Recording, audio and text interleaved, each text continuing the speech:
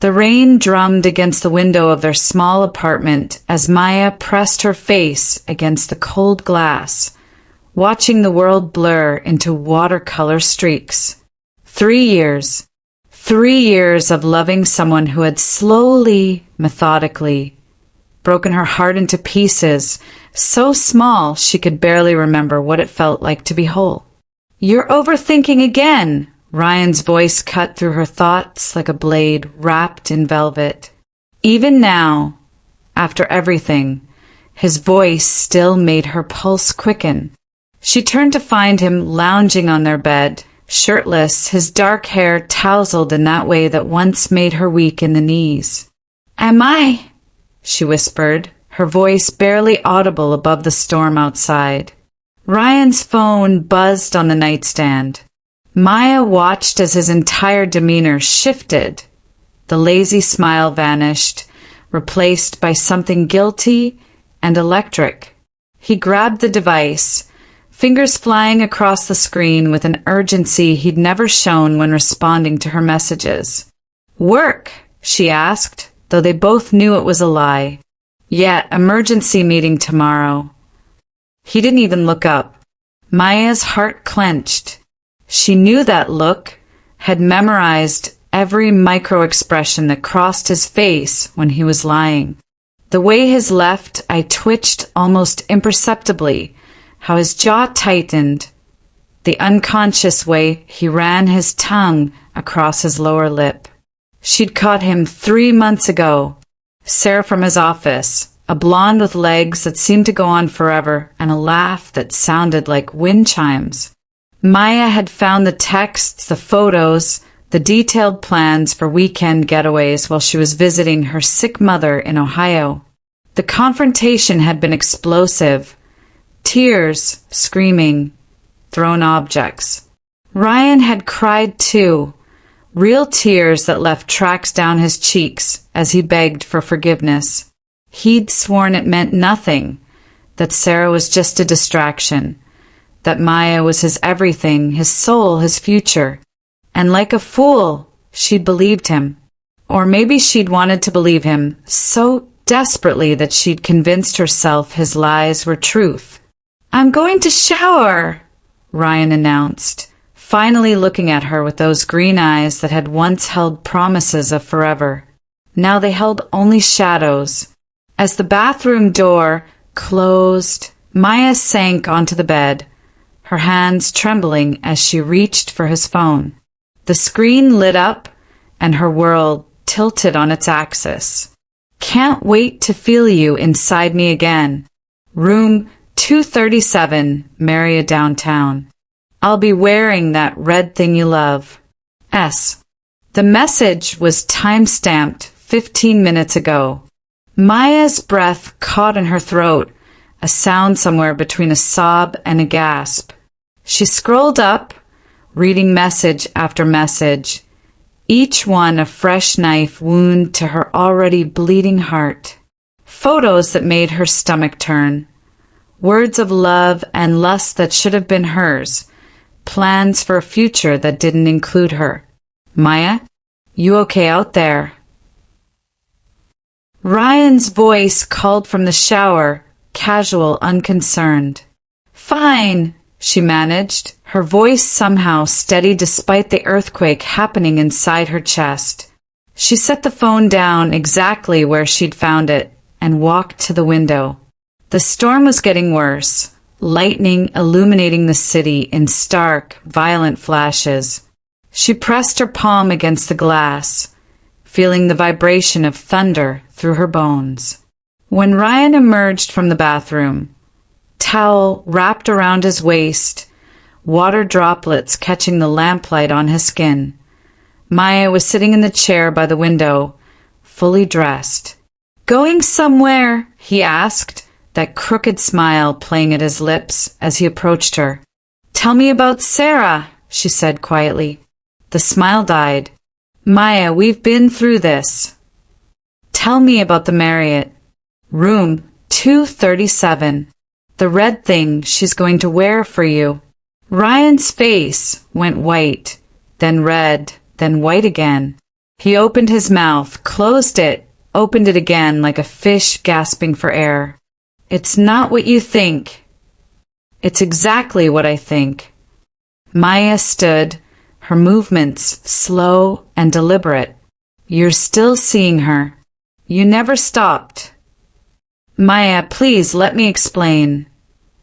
Explain what?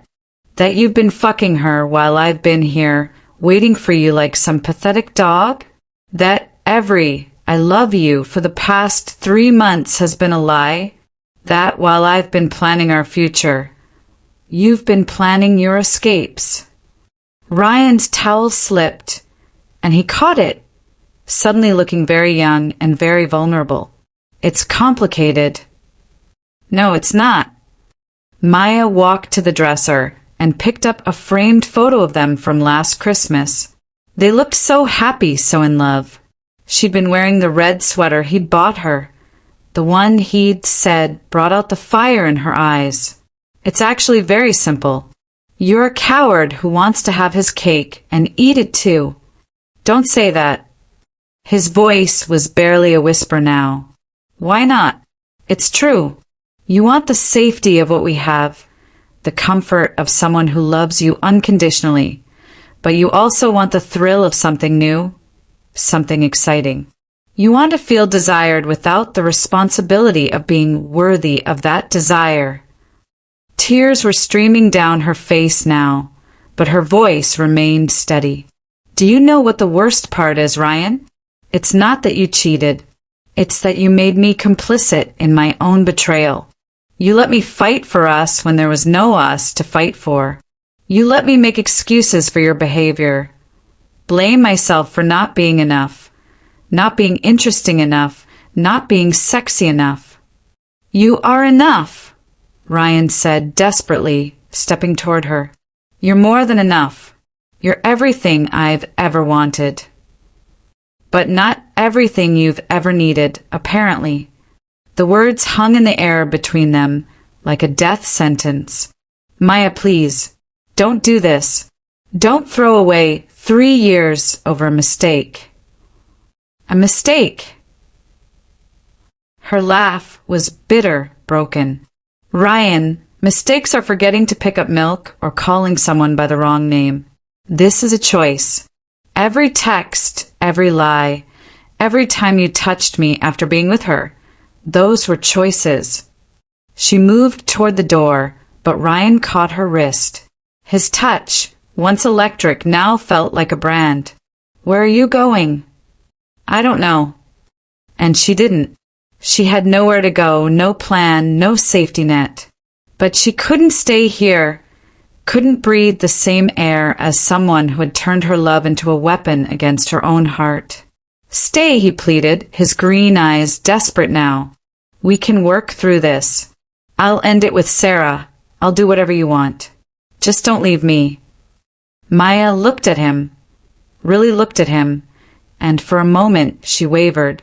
This was Ryan, the man who had held her while she cried over her father's death, who had surprised her with breakfast in bed on random Tuesday mornings, who had once driven 4 hours in a snowstorm because she'd had a panic attack and needed him.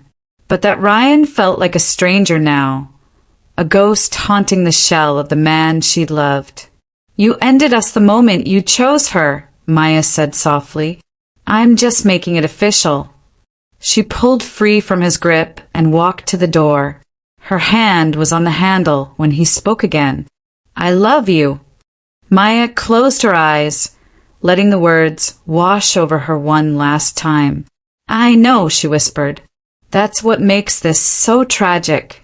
You love me, but you don't respect me. You want me, but you don't choose me. And I finally realized that love without choice is just pretty words in the dark. She opened the door and stepped into the hallway, into the storm, into the unknown. Behind her, she heard Ryan calling her name, heard his footsteps on the hardwood floor, heard the desperation in his voice as he begged her to come back. But Maya didn't turn around. She'd spent 3 years turning around, going back, giving second chances and third chances, and chances that had no numbers. She'd loved him with everything she had, fought for them with every breath in her body, and it hadn't been enough. As she walked into the rain, she realized that sometimes the greatest act of love is knowing when to let go, not just of the person who broke your heart, but of the version of yourself who believed that love alone could fix everything. The storm raged around her, washing away her tears, washing away the last traces of the woman who had once believed that love conquered all. In its place, something new was being born. Someone who understood that she deserved more than beautiful dreams that faded in the harsh light of reality. Behind her, in the apartment that had once been their sanctuary, Ryan stood at the window, watching the woman he'd lost disappear into the night. And for the first time in months, his phone was silent, Sarah's messages going unanswered as he finally understood what he'd thrown away. But understanding and deserving are two different things, and some chances once lost can never be reclaimed. The rain continued to fall, washing the city clean, preparing it for whatever came next.